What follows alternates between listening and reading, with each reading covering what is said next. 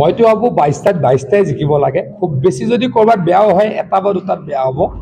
গতিকে মিনিমাম টোটেলত আমি 26টা জিকিম বুলি ভাবিছোঁ। কিন্তু মইতো কনফিডেণ্ট যে গোটেইকেইটাই ওলাব লাগে।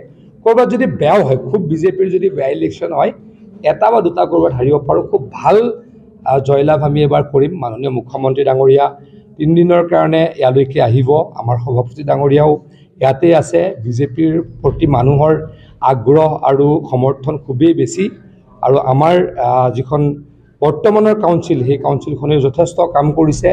যেতিয়া ইয়াতে ডিজাষ্টাৰ হৈছিলে, তেতিয়া আমাৰ অসম চৰকাৰেই হওক বা আমাৰ দেবুলাল গাৰ্লু ছাৰ এই অট'নমাছ কাউন্সিলখনেই হওক, ৰাইজক যথেষ্ট সহায় কৰিছিল। গতিকে ৰাইজ কৃতজ্ঞ। আৰু মই এইকেইদিন দেখিছোঁ প্ৰকাণ্ড অসমমালাৰ ৰাস্তা হৈছে। উমৰাংচুৰ পৰা লামডিঙৰ লংকালৈ ৰাস্তা হ'ল। এই ৰাস্তা পথৰ কাৰণেও মানুহ যথেষ্ট আগ্ৰহী বিজেপিৰ প্ৰতি সমৰ্থন দিবলৈ। আৰু যিটো আমাৰ শিলচৰৰ পৰা যিটো ৰাস্তা আছিলে, আমাৰ যিটো 4 লেন ৰাস্তা, সেইখিনিও কমপ্লিট য'ত হোৱা নাছিলে, খুব দ্ৰুতগতিৰে কমপ্লিট আগুৱাই গৈছে। গতিকে মানুহ খুব হেপী। গতিকে মই আশাবাদী যে 6টাত আমি ৰেকৰ্ড কৰিছোঁ। আগতেতো তেনেকৈ কেতিয়াও আনঅপ'জ নিজিকে। আমি 6টা আনঅপ'জ জিকিছোঁ। 22টাত ইলেকশ্যন হ'ব। 22টাৰ অতি কমেও 20টাত জিকিম বুলি মই দৃঢ় বিশ্বাসী। 22টাৰ 22টাই জিকিব লাগে। কিন্তু খুব বেয়া হ'লে 20টা জিকিম। গতিকে টোটেলত আমি 26টা, খুব বেয়া হ'লে ভাল হ'লেতো আমি 28টাই জিকিম। চাওক, আমি এনেকুৱা হ'ব দিব বিচৰা নাই। আমি সকলোকে আহ্বান জনাম। আমাৰ গোটেইখিনিতো আমাৰে মানুহ, ভোট নিদিয়াখিনিও আমাৰে মানুহ, ভোট দিয়াখিনিও আমাৰে মানুহ। গতিকে এইটো হ'ব নালাগে। কাৰণ অসমখনৰ সকলো মানুহ এটা পৰিয়াল, আমি তেনেকৈ ভাবোঁ। বিজেপিক ভোট নিদিয়া মানুহখিনিও আমাৰ পৰিয়ালৰ সদস্য বুলি ভাবোঁ। গতিকে সকলোৰে মাজত শান্তি বৰ্তাই ৰাখিব লাগে। আমাৰ মানুহক এটেক কৰিছে, তথাপিতো আমি বিশেষ একো কৰা নাই। কাৰণ এতিয়া যদি মই অপ্ৰিয় সত্যতাৰ কথা কওঁ যে যিহেতু চৰকাৰ, আমাৰ প্ৰশাসনে আমাৰ কথা ক'ৰবাত অলপ শুনিব, কিন্তু আমি সেইটো কৰিব খোজা নাই। আমি প্ৰশাসন যন্ত্ৰ ব্যৱহাৰ কৰিব খোজা নাই। ৰাইজকে অনুৰোধ কৰিছোঁ, আপোনালোকে কাজিয়া নালাগিব, শান্তিৰে ইলেকশ্যনটো হওক। আৰু শান্তিৰে ইলেকশ্যন হ'লেতো বিজেপিয়ে জিকিব। গতিকে আমাৰ কোনো টেনশ্যন নাই।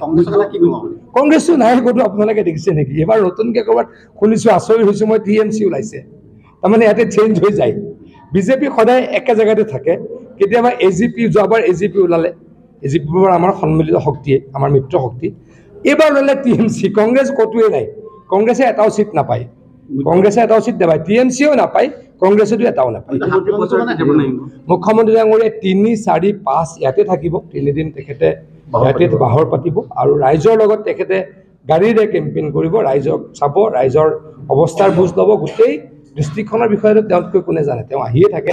আৰু 3 দিন থাকি তেওঁ ৰাইজৰ লগত একেলগে সহবাস কৰিব। এইবাৰ আমি কনফিডেণ্ট। আপোনালোকে চাওক, এইবাৰ আমি কনফিডেণ্ট। হাফলং আমি জিকিমেই। মই নাজানো, মই এইবিলাক বুজি নাপাওঁ। কিন্তু আমি জানো যে আমাৰ দ্ৰম্পায়ন জিকিব। হাফলং এইবাৰ 100% জিকিম আমি।